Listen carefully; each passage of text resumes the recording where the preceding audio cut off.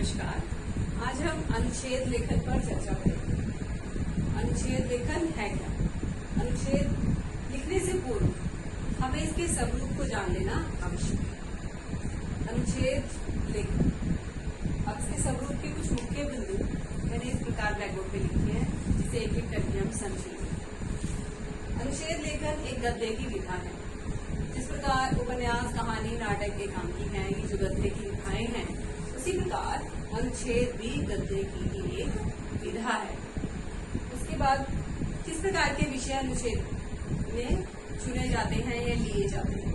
जो अनुच्छेद है उसमें कोई भी सूक्ति, विचार, घटना, दृश्य, किसी भी विषय को लेकर अनुच्छेद लेखन किया जा सकता है। जैसे मन के जीते जीत,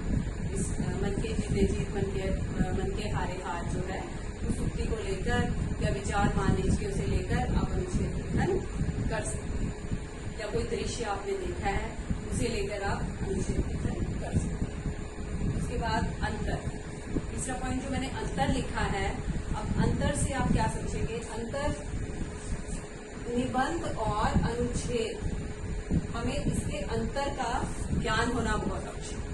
प्राय जब हमें अनुच्छेद लेखन के लिए बोला जाता है, अनुच्छेद लिखने के लिए बोला जाता है, तो हम क्या करते हैं? निबंध की ही भांति उसकी भूमिका तैयार करते हैं और अनायास ही विस्तार में पड़ जाते हैं। लेकिन अनुच्छेद लेखन में हमें किसी भी प्रकार की भूमिका की कोई आवश्यकता नहीं है। हम सीधा ही जो भी हमें विषय दिया गया है उसी से शुरुआत कर सकते हैं। जैसे कि इसकी विशेषता में लिखा गया है कि जो इसका स्वरूप है वो कैसा होता है? संतुलित और सटीक होता है। जिस प्रकार हमें अगर निबंध है, निबंध हम किसी विषय पर लिख रहे हैं, तो सबसे पहले हम उसकी भूमिका लिखेंगे, उसके रूप, स्वरूप, उसके तर्कों को लेते लेते हम आखिर में उसके उपसंहार तक पहुंचते हैं। इस प्रकार की किसी भी प्रक्रिया की अनुच्छेद में कोई आवश्यकता नहीं है।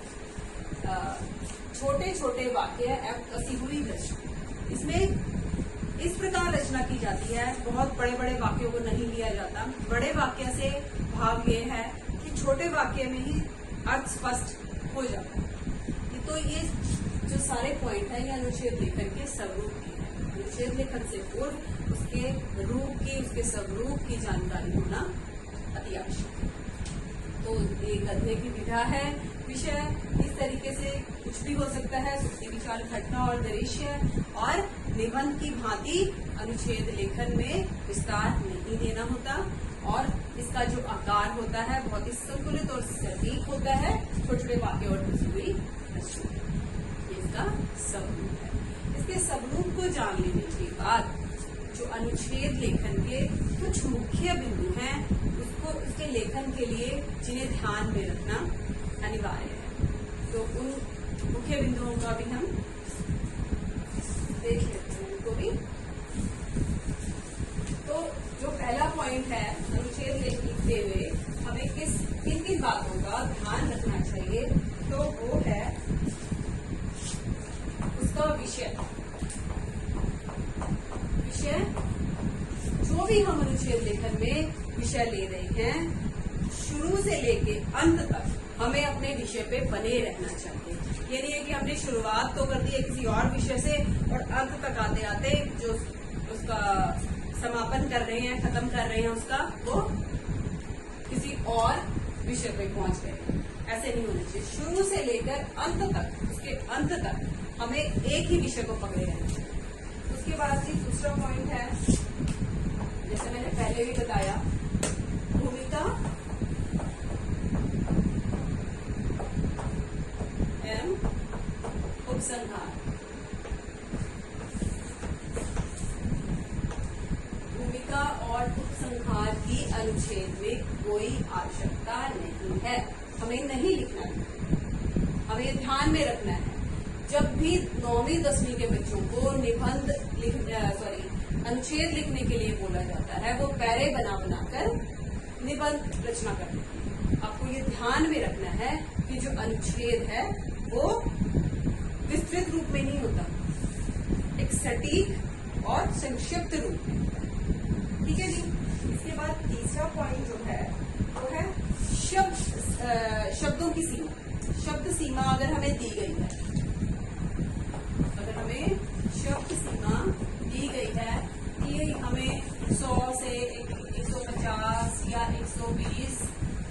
हमें अनुच्छेद लेखन करना है, अनुच्छेद लिखना है, तो हमें उस बात का भी ध्यान रखना होगा।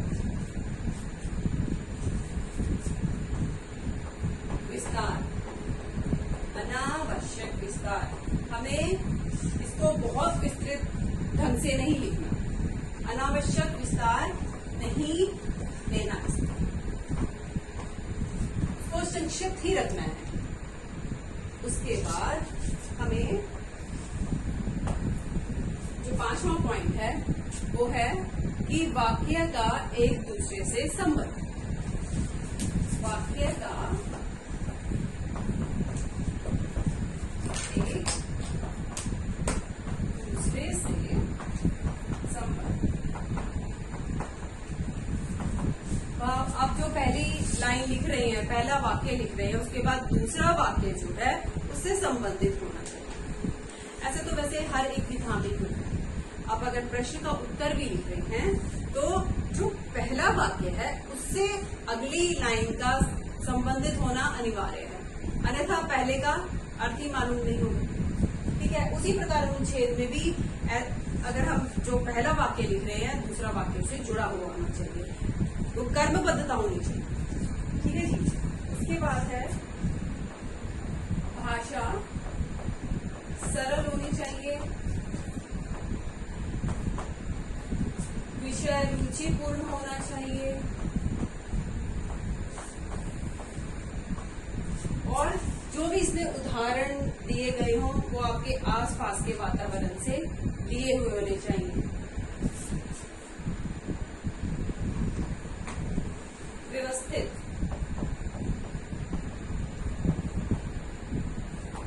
व्यवस्थित होना चाहिए।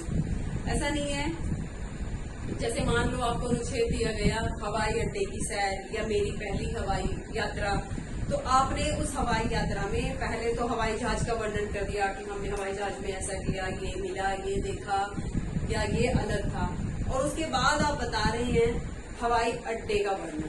तो ऐसा नहीं होएगा, आप बताएंगे कि हमने ये दिन निर्धारित किया था, हम इस दिन हवाई अड्डे पे पहुंचे, ऐसे हमने सामान चेक करवाया। मतलब कर्मबद्धता के साथ हम आगे बढ़ेंगे अनुच्छेद में, एक एक पॉइंट को लेके जैसे जैसे हमारे साथ हम जैसे हमने हवाई अड्डे तक पहुंचे, हवाई यात्रा की, वो कर्मबद्धता के अनुसार चलेंगे अनुच्छेद। इससे क्या है, जो अनुच्छेद है वो रुचिपूर्ण भी होता है। उसके बाद जो आखिरी पॉइंट है हमारा वो है जो अनुच्छेद है अगर वो विचार प्रधान है, अगर वो विचार प्रधान है तो उसमें हमें तर्क देके स्पष्ट करना पड़ेगा कि अगर मान लो हमने जो आज का हमने अपना अनुच्छेद दिया है कि परीक्षा में अच्छे अंक लेना ही सफलता का मापदंड नहीं है, तो ये एक विचार परक अनुच्छेद है। तो उस विचार को समझाने के लिए, उस बात को समझाने के लिए हमें तर्क देने होंगे कि अगर आपका ऐसा मानना है तो तर्क दीजिए, उदाहरण दीजिए कि आपकी बात कैसे स्पष्ट हो रही है। और अगर आपका अनुच्छेद भावात्मक है, भावों के आधार पे है, तो आपके अनुभव उसमें सम्मिलित होने चाहिए। तो आज के हम अपने अनुच्छेद पे चलते हैं कि परीक्षा में अच्छे अंक पाना सफलता का मापदंड नहीं।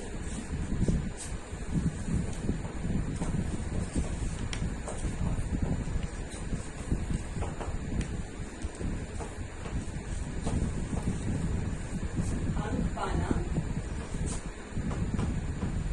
सफलता का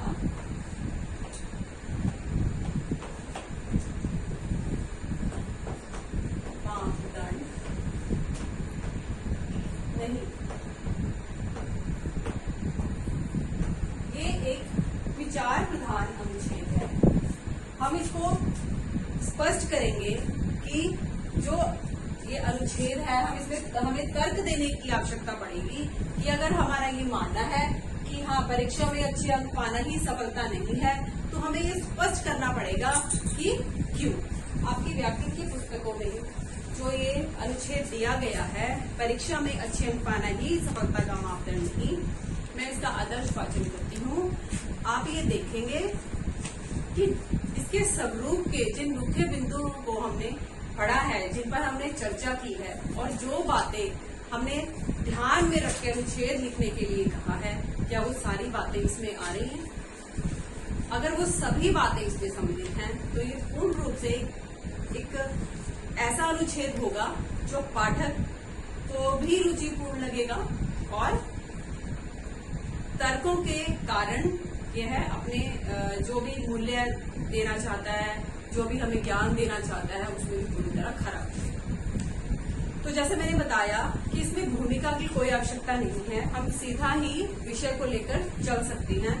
तो इसके आदर्श वाचन शुरू करते हैं। इसमें बताया गया है कि जैसे जैसे जो लोग हैं अपने रुचि से जुड़े रहते हैं, जो अभिभावक हैं अपने बच्चों की रुचि को जान लेते हैं, बच्चे अपनी रुचि और कमजोरी को जान लेते हैं, केवल अकादमिक रूप में, अकादमिक क्षेत्र में ही अच्छी अवस्था नहीं है। इसको स्पष्ट करते करते विभिन्न उदाहरण देते हुए, जैसे आइंस्टाइन की उदाहरण दी गई है, इसमें सचिन तेंदुलकर की उदाहरण दी गई है, और इन सभी उदाहरणों के द्वारा मुंशी प्रेमचंद की उदाहरण के द्वारा बताया कि वो पहले फेल हो गए थे और फिर किस प्रकार वो उपन्यास के सम्राट बने। तो ये सारे उदाहरण स्पष्ट करेंगे कि जीवन में जो ये परीक्षाएं हैं ये हमें ये निश्चित नहीं करती कि हम जीवन में सफलता प्राप्त करेंगे या नहीं करेंगे। हाँ, जो हमारा आत्मविश्वास है उसको बढ़ाने में हमारी सहायता जरूर करती है। तो इसके आदर्श वाचन को ध्यान से सुनेंगे। यह ठीक है कि परीक्षा में अच्छे अंक पाने वाले का सभी जगह सम्मान होता है, उसका आत्मविश्वास बढ़ता है और अच्छे भविष्य के लिए उसका रास्ता आसान हो जाता है। किंतु सिर्फ यही सफलता का मापदंड नहीं है। जैसा कि हमने विषय लिया ना, उसी विषय को हमने शुरू कर दिया, कोई भूमिका हमने यहाँ पे नहीं बनाई। कम अंक प्राप्त करके भी समाज में प्रतिष्ठित स्थान प्राप्त किया जा सकता है। अकादमिक क्षेत्र के अलावा अन्य क्षेत्र भी हैं। अपनी रुचियों और क्षमताओं को पहचान कर अपने मनपसंद क्षेत्र में परिश्रम व दृढ़ निश्चय के सहारे कूद पड़ने पर अपार सफलता मिल सकती है। अब इसको दोबारा पढ़ती हूँ, ध्यान से सुनिए। अपनी रुचियों और क्षमताओं को पहचान कर अपने मनपसंद क्षेत्र में परिश्रम व दृढ़ निश्चय के सहारे कूद पड़ने पर अपार सफलता मिलती है। जैसे कि मैंने पहले बताया, अगर बच्चे अपनी क्षमताओं को और अपनी कमजोरियों को पहचान ले, उनके अभिभावक अपने बच्चों की क्षमताओं को और उनकी कमजोरियों को पहचान ले और उस ओर उन्हें बढ़ाए जिस ओर उनकी रुचि है, तो क्या होगा? बच्चा जरूर सफलता प्राप्त करेगा। स्कूल स्तर पर औसत दर्जे के समझे जाने वाले वैज्ञानिक आइंस्टाइन ने बाद में अद्भुत आविष्कार किए। मुंशी मतलब इसमें बताया गया है कि वो शुरू से बहुत होशियार बालक नहीं थे, वो एक औसत दर्जे के बच्चे थे और बाद में एक पहले दर्जे के क्या बने? साइंटिस्ट बने, वैज्ञानिक बने। मुंशी प्रेमचंद ने 10वीं कक्षा द्वितीय श्रेणी में पास की और 2 बार फेल होने के बाद इंटरमीडिएट कक्षा पास की। इसके बावजूद भी पूरे विश्व में वे हिंदी के उपन्यास सम्राट के रूप में जाने जाते हैं। अगर वो निराश होते, मान लेते भाई अब तो मैं फेल ही हो गया, तो वो क्या कर पाते इस चीज को? ये तर्क दिया है इन्होंने, यहाँ पे इन्होंने उसका कारण बताया है।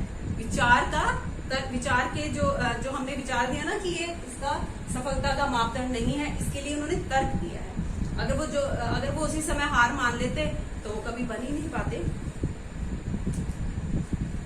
सचिन तेंदुलकर, महेंद्र सिंह धोनी क्रिकेट में अच्छे प्रदर्शन की वजह से जाने जाते हैं, न कि अकादमिक तौर पर। कोई उनके 10वीं के 12वीं के नंबर नहीं पूछता। वो जिस क्षेत्र में अपना कार्य, अपनी सेवाएं दे रहे हैं, उस क्षेत्र से उनको जाना जाता है, न कि अकादमिक तौर पर। इसी तरह अनेक स्वतंत्रता सेनानी, अब बताया गया है कि ऐसे ही अलग अलग क्षेत्रों में, जैसे खिलाड़ी खेल जगत में, संगीतज्ञ संगीत जगत में, गायक, अभिनेता, राजनीतिज्ञ, व्यापारी आदि हुए हैं, जिन्होंने अकादमिक तौर पर ही नहीं अपितु अपने क्षेत्र में अपनी प्रतिभा के बल पर सफलता के शिखर को छुआ है। अतः अब जहां से हमने शुरुआत की थी, इसके विषय से। अंत भी हम उसी पे करते हैं, सिर्फ स्वरूप थोड़ा सा चेंज हो जाता है, थोड़ा सा बदल जाता है। अतः अंकों की तरफ ध्यान न देकर आशावादी दृष्टिकोण अपनाते हुए दृढ़ता के साथ आगे बढ़ना चाहिए। ठीक है, हमें इस बात पे ध्यान नहीं, हमें अपनी मेहनत करनी चाहिए। अगर फिर भी नंबर नहीं आते हैं, हमें उसके लिए भी मेहनत करनी चाहिए अगर नंबर, लेकिन अगर फिर भी नहीं आते हैं तो हम उसके लिए निराश हो जाएं या जीवन से हार जाएं, ऐसा नहीं होना चाहिए। क्योंकि जीवन में आगे बढ़ने के हमें मौके बहुत मिलते हैं और ये हम पर निर्भर करता है कि हम अपने जीवन की दिशा किस और ले जाना चाहते हैं। क्योंकि ऐसा तो है नहीं कि कोई भी इंसान कुछ भी कार्य नहीं कर सकता। हर आदमी में एक अलग ही सामर्थ्य है किसी भी कार्य को लेकर। कोई किसी काम में अच्छा है, कोई किसी काम में अच्छा है। तो ठीक है जी, तो ये था हमारा अनुच्छेद। और जैसा कि हमने अनुच्छेद के स्वरूप के बारे में पढ़ा था और फिर उसके मुख्य बिंदुओं के बारे में पढ़ा, उन सभी को करते हुए जब हमने इसका आदर्श वाचन किया तो देखा कि इसके स्वरूप और मुख्य बिंदु को मिलाकर ये पूर्ण रूप से पूर्ण अनुच्छेद, एक पूर्ण अच्छे अनुच्छेद की कसौटी पर खरा।